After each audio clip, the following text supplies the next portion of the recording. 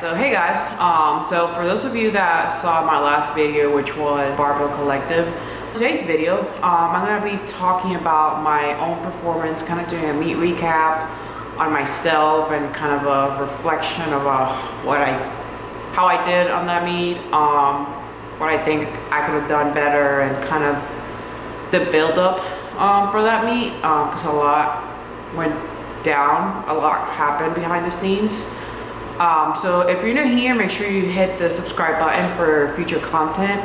Also make sure you go back and look at that. But anyways, let's get talking about the Barbell Collective meet.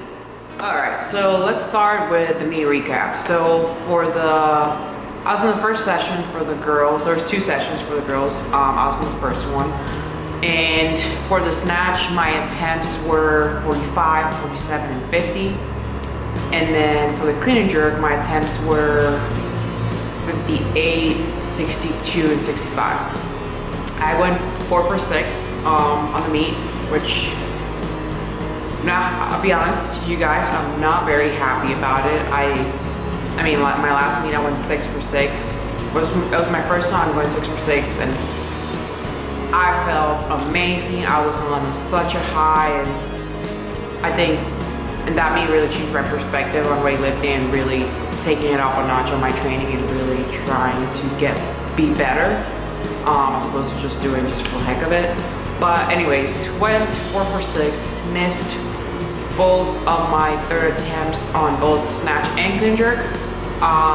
Both of those were supposed kind of trying to go for a PR, which those numbers were numbers that I've been talking and thinking about hitting for quite a while now, so didn't hit them, missed both, which I'm not very proud of. I'll be honest with you guys, I'm not very proud of my performance in the meet. I think I could have definitely, I'm more than capable of hitting 50 in the snatch and 65 in the clean jerk. I have the strength for it.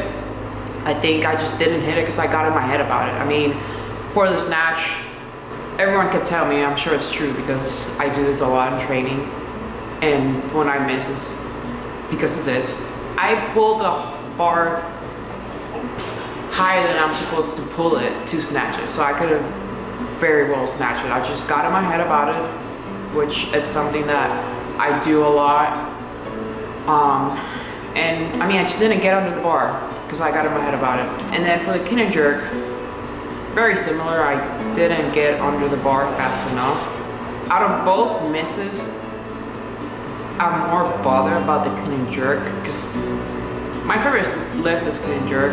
I think I'm better at it.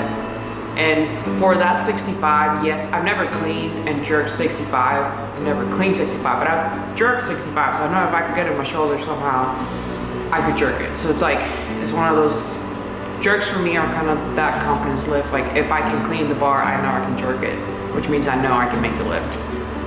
There's a lot going on. But yeah, I was really pissed off at my performance on that clean because I feel like if I could have fought it, I don't know if I could have. Looking back, yeah, sure, there's a million things I could have done better, but I did, when I attempt to clean it, I did try to fight it, but the way I caught the bar, because I didn't get under it quick enough, there was no way I could have saved it, but anyways, that's kind of how the meet went. I know I ranted a lot. I know I could have done better. I knew I could have gotten those numbers. I'm a little emotional about it because I just know that I can do it, and I know that I have so much more in the tank, which, I'll be competing again in another month, so that's another opportunity for me to put it out there and really leave it all on the platform, which honestly I think that's why I'm so upset, because I feel like I did not leave it all on the platform, which is very upsetting. Aside from that, I competed as an 87 for the first time. I started my second cut in January. That was 11 weeks ago. The goal was to cut for 12 weeks down to 87 to be able to compete in that weight class, maintain for a while, and then start cutting again to cut to 81, and so on and so forth. So this cut has definitely been a roller coaster, to say the least. It started great. When I first started, I was losing a ton of weight. My strength my performance didn't felt compromised. I'm like, yeah, this is awesome. But then after like the first few weeks, the first month on it, things started to get rough. My macros decreased, mainly my carbs, and I didn't have enough energy to train, which made it really tough. I was missing weights that were easy. I was honestly all over the place. And I would say a few weeks ago, about a month ago, me and my coach really talked about like my macros and my performance, and I'm like, I don't understand, like I was in the mindset, it's like at this point I'm just like in survival mode. As long as I hit something decent and still cut weight, I don't care about getting stronger at this point. At this point, the goal is to make weight as an 87. And the reason why I brought this up to my coach is because for like 2 weeks, I was like, my weight was not moving at all. And my performance was pretty bad.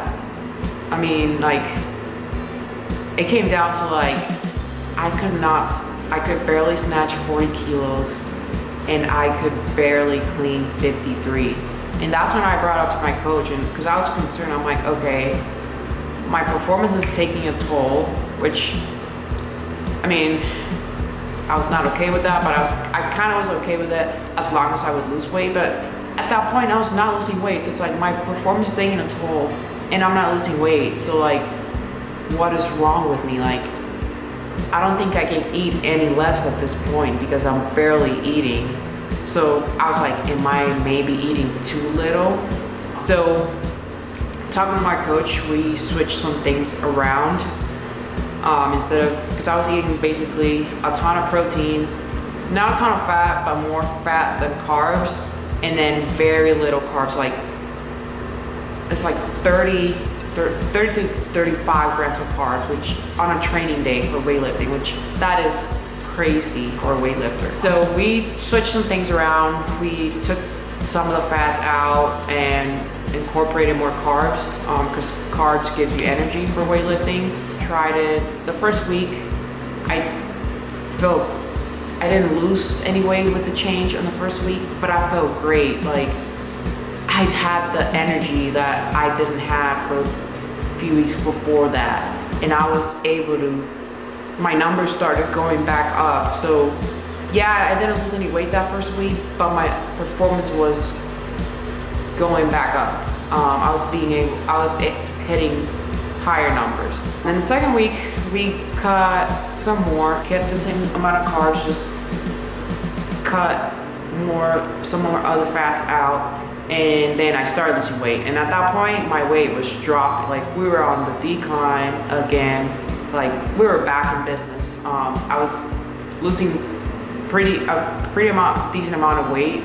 And again, my performance, like, it kept going up. Like, I kept hitting higher numbers. So at this point, I'm like, yeah, I'm just gonna stick to this until I reach 87, and then I go into maintenance. So last week before the Barbell Collective, I was weighing in 88 point something. So I'm like, okay, I can definitely weigh in as an 87. Like, we can make this, like, probably need to do a water cut, but it's very doable. Like, we can do this. The water loading, I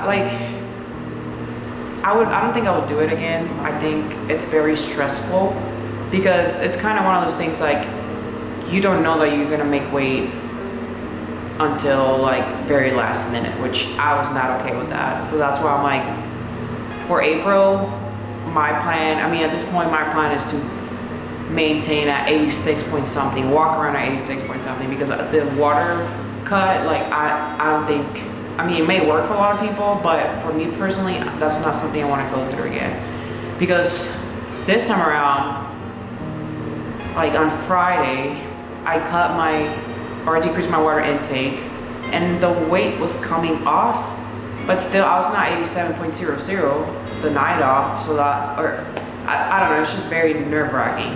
So like I had to aside from cutting my water intake, like I had to seriously dehydrate myself. So that's exactly what I did. Got ready and went to the venue and weighted in at 86.7 with clothes on. So I was so happy when I saw that, so relieved, because cutting was very stressful. So that's why I would not, the water cut thing, I know it's great and it works for a lot of people, but for me personally, I think for my own peace of mind, I'd rather be walking under, so that way that's something less that I have to stress about. Because that's the other thing, the night before I got like 1 to 2 hours of sleep, which is not great. I mean, you need your sleep for weightlifting, especially for meet day when you're gonna put heavy numbers. So that's another factor that kind of, I would say, something that went wrong. Could have changed it, I don't know. I mean, I went to bed at 8 o'clock. I just could not fall asleep. Why I couldn't go to sleep? Probably because I was nervous and excited for the meet. I mean, it's something I've been looking forward to hit the numbers I wanted to hit, even though I didn't hit them. But you know, that kept me up at night. The pressure of trying to make weight and not knowing if I was gonna make weight, that definitely kept me up at night, which is why I'm not gonna play that game again, because it's not worth it. I don't think it's worth having that pressure the day before the meet, because it's one of the reasons I couldn't sleep, and sleep is very important. So I'm not willing to sacrifice my sleep for like the pressure of making weight. So yeah, that's kind of what the build up background to the meet went. But I'm just hungry for more. I want to compete at national level, and I'm willing to do whatever it takes. Like, weightlifting it means a lot to me. If I could do this for a living, I wouldn't think twice about it, but you know, I have to pay bills. But yeah, that's why I am so upset about it, because at the end of the day, weightlifting means the world to me, and I am willing to do anything and everything to get better. And I mean, it really starts, I think, with my mental game. I know I'm not talented, I know that for a fact, but I work hard when I want something. So I know I'm not nothing special. I know I'm not good. I know I'm not talented, but I know I can do great things in the sport because it means a lot to me, and I want it. I don't think I ever wanted something as bad as I want to compete at the national platform and make the podium one day. I never wanted something so bad. So yeah, so to recap the meet, there were great things I got to accomplish. There are other so not great things that I did not accomplish, and I'm very upset about that, but that's okay. That'll give me the fire to keep grinding on maintenance. I mean, at this point I made weight, so I'm going on maintenance, which is great because I have optimum nutrition to really grind it out and training and come out a stronger, faster lifter out of it, be able to put up big numbers. So yeah, I mean, the good thing is that I'm competing again in a month at the state championship. That's another opportunity I'm gonna have to go for those big weights and those PRs, especially being able to maintain for next month is gonna be pretty nice. So yeah, I mean, I definitely learned a lot from yesterday. It's a lot of things I need to work on, but also I think I feel like having a bad meet day, if you learn something from it, it's not that bad. But yeah, I mean, like I said, I'm just gonna grind it out for the next month now that I'm in maintenance and go for those big numbers again in a month at states.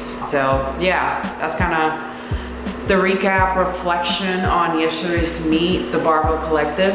I'll keep you guys posted. I'll probably do one of these again for the states. Hopefully it's a less frustrating and emotional video. Looking forward to training and maintenance, and looking forward to competing in states.